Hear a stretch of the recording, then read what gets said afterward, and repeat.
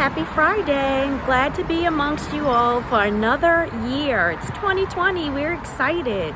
For 13 years, my business partner, Geraldine Lewis, and I have worked within the Weston, Westview, Ashview Heights communities, working diligently to ensure we educate and assist those in owning where they live. That has been our number one goal over here in Southwest Atlanta, is to make sure that the people who live here, work here, serve here, can also remain and live here. I'm in the office this morning preparing for our first meeting of the year. We have a lot of exciting things that I want to deliver and roll out to the community, and continue to be of value, continue to be an asset.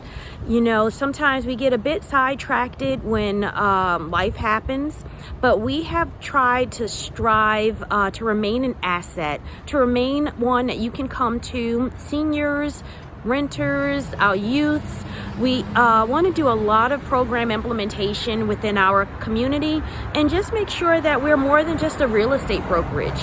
However, in order to deliver these services, we need you. We need your support. We need your support in assisting you with buying a home, selling a home. So as we remain faithful to you, we ask you to remain faithful to us. Keep us in your thoughts and prayers. Have a great week.